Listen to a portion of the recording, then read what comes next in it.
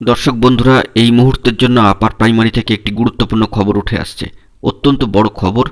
নতুন করে একটি জট কিন্তু কাটলো এবং সেই সঙ্গেই উঠে আসছে দারুণ ভালো খবর। অবশ্যই গুরুত্বপূর্ণ ভিডিওটিকে শেষ পর্যন্ত শুনে বোঝার চেষ্টা করবেন এবং সম্পূর্ণ ভিডিওটিকে দেখে নেবেন। যে সমস্ত বন্ধুরা চ্যানেলটি সাবস্ক্রাইব করেননি, এখনই সাবস্ক্রাইব করে নিয়ে সঙ্গে থাকবেন। এই মুহূর্তের জন্য আরও একটি স্বস্তির খবর। সর্বোচ্চ ন্যায়ালয় সুপ্রিম কোর্টের সবুজ সংকেত। আপাতত চিন্তা কমছে স্কুল সার্ভিস কমিশনের। কী বিষয় না, আপার প্রাইমারির ক্ষেত্রে কাউন্সেলিং করায় ও নিয়োগে আর কোনো বাধা রইল না। নিয়োগ দুর্নীতি তদন্তের জেরে এখনও অনেক নিয়োগ আটকে রয়েছে নানান জটে এবং মামলা মোকদ্দমায়। আপার প্রাইমারির ক্ষেত্রে নিয়োগের ছবিটাও ছিল একই রকমই। তবে মহামান্য কলকাতা হাইকোর্টের নির্দেশে ডিভিশন বেঞ্চের তরফ থেকে কাউন্সেলিং করানোর জন্য কিন্তু অর্ডার দেওয়া হয়েছিল এবং সেই প্রক্রিয়া প্রথম প্রাথমিক পর্যায়ে সম্পন্ন হয়ে গিয়েছে। এমনই একটি মামলায় স্কুল সার্ভিস কমিশনের অস্বস্তি বেড়েছিল সর্বোচ্চ ন্যায়ালয় সুপ্রিম কোর্টে। তবে এবার সর্বোচ্চ ন্যায়ালয় সুপ্রিম কোর্টের নির্দেশে সেই নিয়োগে আর কোনো আপাতত বাধা থাকছে না। প্রসঙ্গত প্রায় 14,339টি শূন্যপদে নিয়োগের কাউন্সেলিং শুরু করেছিল স্কুল সার্ভিস কমিশন। পরে 35 জন চাকরি প্রার্থী সর্বোচ্চ ন্যায়ালয় সুপ্রিম কোর্টের দ্বারস্থ হওয়ায় আইনি জট তৈরি হয়েছিল প্রাথমিকভাবে।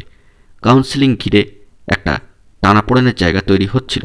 সামাজিক গণমাধ্যম সূত্রে সেটি বেরিয়ে এসেছিল।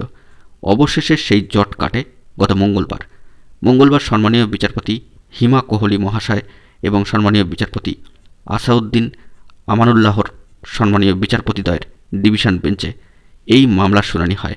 সেখানেই স্বস্তি ফিরেছে এসএসসির। ফলে প্রায় 14,339 প্রার্থীর চাকরি নিয়ে জট আপাতত অনেকটাই কিন্তু কাটল। 2016 সালে বিজ্ঞপ্তি অনুযায়ী এই নিয়োগ হচ্ছে।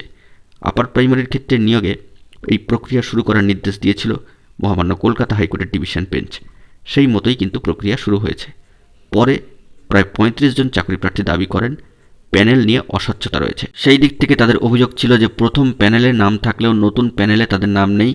এই অভিযোগেই সর্বোচ্চ ন্যায়ালয়ের দ্বারস্থ হন তারা। উল্লেখ্য, শুধু আপার প্রাইমারির ক্ষেত্রে নয়, অনেক ক্ষেত্রেই নিয়োগ প্রক্রিয়া শুরু করেছে স্কুল সার্ভিস কমিশন। রাজ্য জুড়ে হাজার হাজার শিক্ষক পদ খালি পড়ে রয়েছে, সেগুলি যাতে দ্রুত নিয়োগ হয় সেই দাবিতে আন্দোলন চলছে রাজপথেও। সোমবারই সেই নিয়ে একদল চাকরি প্রার্থীর সঙ্গে বৈঠক করেছেন সম্মানীয় শিক্ষামন্ত্রী ব্রাত্য বসু মহাশয়। অত্যন্ত গুরুত্বপূর্ণ কিছু দরকারি খবর আপডেট উঠে আসলো। বন্ধুরা, এখন এই পর্যন্তই। গুরুত্বপূর্ণ খবর আপডেটগুলি পাওয়ার জন্য অবশ্যই এখনই চ্যানেলটিকে সাবস্ক্রাইব করে সঙ্গে থাকুন। ধন্যবাদ।